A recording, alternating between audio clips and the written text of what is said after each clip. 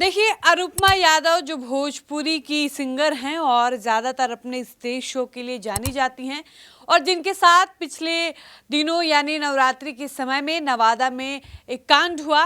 वो इस घटना को लेकर जब भी किसी मीडिया कर्मी से बातचीत कर रही हैं या यूं कह ले कि इंटरव्यू दे रही हैं और जब जब इंटरव्यू के दौरान उनसे ये सवाल किया जा रहा है कि आपके साथ इतनी बड़ी घटना घटी, आपका साथ भोजपुरी इंडस्ट्री के किन किन लोगों ने दिया, तब इस सवाल के जवाब में अनुपमा यादव जो कह रही हैं वो सुनने के बाद ऐसा लगता है कि अनुपमा यादव को भोजपुरी इंडस्ट्री के तमाम कलाकारों के साथ बहुत उम्मीद थी। उनको ये आश था कि अगर अनुपमा यादव के साथ ऐसे कोई घटना घटेगी तो पूरी भोजपुरी इंडस्ट्री उनके साथ रहेगी और मजबूती के साथ उनके साथ खड़ी रहेगी। लेकिन ऐसा होता जब नहीं दिखाई दिया तब अनुपमा यादव काफ़ी ज़्यादा निराश होती हैं और हर मीडिया कर्मियों से बातचीत में कहती हुई नजर आ रही हैं कि भोजपुरी इंडस्ट्री कहने को सिर्फ एक परिवार है, लेकिन इस परिवार की किसी लड़की के साथ कुछ बीतता है तो कोई आवाज नहीं उठाता और जब अपनी बेटी अपनी बहन के साथ कुछ होता है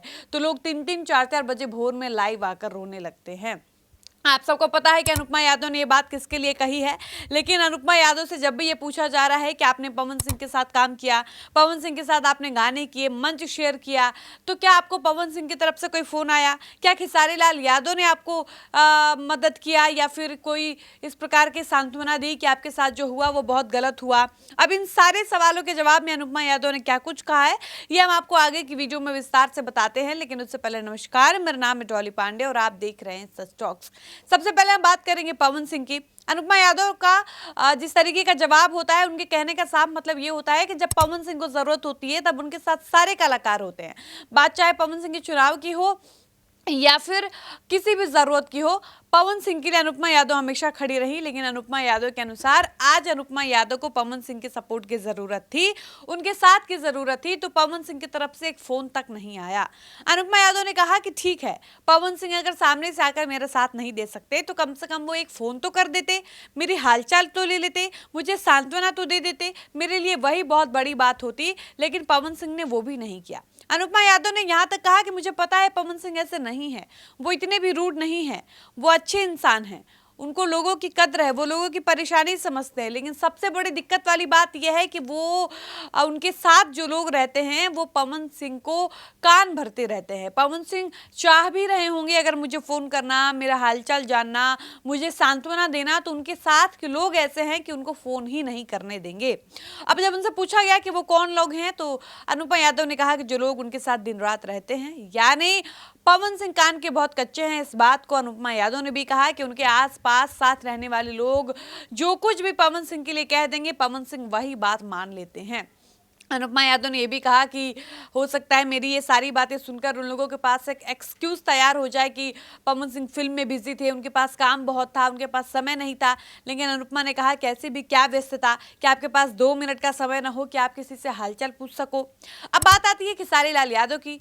जब अनुपमा यादव से पूछा गया कि चलिए पवन सिंह की बात समझ में आती है कि उनके अपने लोग कान भरते हैं, इसलिए उन्होंने आपको फ़ोन करना, आपका हालचाल पूछना, आपका साथ देना, आपके साथ खड़े रहना उचित नहीं समझा। लेकिन खेसारी लाल यादव के साथ भी आपने काम किया है, खेसारी लाल यादव ने भी क्या आपको फोन किया, आपका हालचाल पूछा, तब भी अनुपमा यादव का सेम यही जवाब था जो पवन सिंह वाले सवाल पर था। अनुपमा ने कहा बिल्कुल नहीं, खेसारी भैया मुझे बहन मानते हैं, मैं उनको भाई मानती हूँ, वो मुझे बहुत मानते हैं, लेकिन उनके साथ के लोग भी उनको नहीं करने देंगे। अनुपमा यादव ने कहा कि भोजपुरी इंडस्ट्री 2 हिस्सों में बटी है, एक पवन सिंह की टीम के लोग हैं, दूसरे खेसारी लाल यादव की टीम के लोग हैं।